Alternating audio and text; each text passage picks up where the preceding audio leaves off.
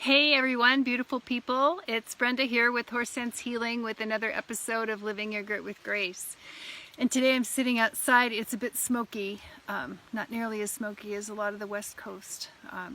So sending prayers of rain for everyone. But what I want to talk with you about today is, yesterday I finished getting all of my winter hay. And I need to get the hay for the whole year here. So I'm set with 356 bales of hay until next summer, early summer.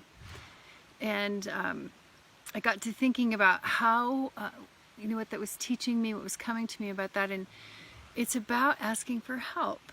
And sometimes that means help, like physical kind of help, like getting hay, or sometimes it's asking for help or support when we're feeling really anxious or stuck in situations, or we think we're stuck in situations that don't feel good. We're filled with shame or anxiety, or we're depressed, or we're anxious and don't know how to do anything differently. Perhaps it's being in such a caregiver role that you're driven, really, I guess we get driven to do all the caretaking and take care of all of the things that need to be done for other people, and then we get really hooked into the other person's well-being, and we sometimes go on survival mode.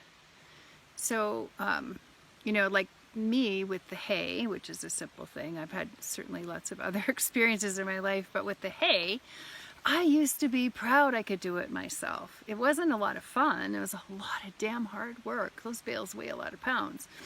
And sometimes I couldn't find friends to enlist to come and help me do the hay, so I would wind up doing it myself. And then sometimes if, say, you are in a situation and don't address it, or don't ask for support, or don't ask for help until it reaches a crisis proportion. Like me with hay, I've bumped up against that a couple times in the last 4 years. Once I broke my arm, and then this summer I've had a series of ridiculous small injuries, but enough to stop me in my tracks from lifting 70-pound bales multiple times. So I had to ask for help. So sometimes, in the situation where maybe it's a relationship, a toxic relationship, and finally something goes bad enough that you recognize that it's time to get some support or help.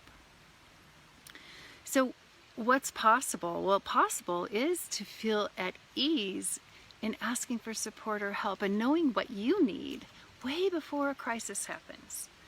And to feel at ease and comfortable, and that it's absolutely an okay thing. You're worthy to ask for help, to get support. And you feel good about yourself, and that you are a capable person. And capable means asking for help. And courage, too. It takes courage to ask for help. It also takes a whole lot of courage to live in those gritty old stories. So the old mindset that keeps us stuck there is, I'm fine.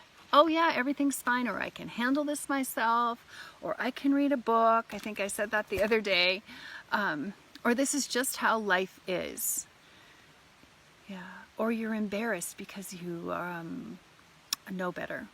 Like in your mind, you know the dynamics, and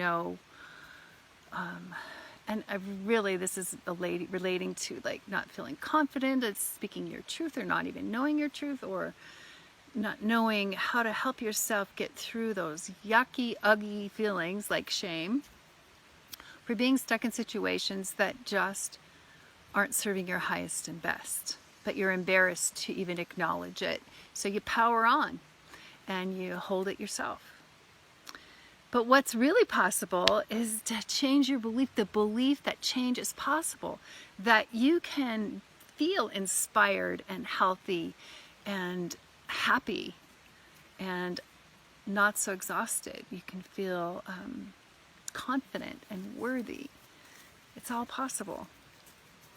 So what does it take? It first takes recognizing that where you're holding yourself back, where you're held back by an old story perhaps, or where you're holding in your truth, or from even taking a peek at your own truth.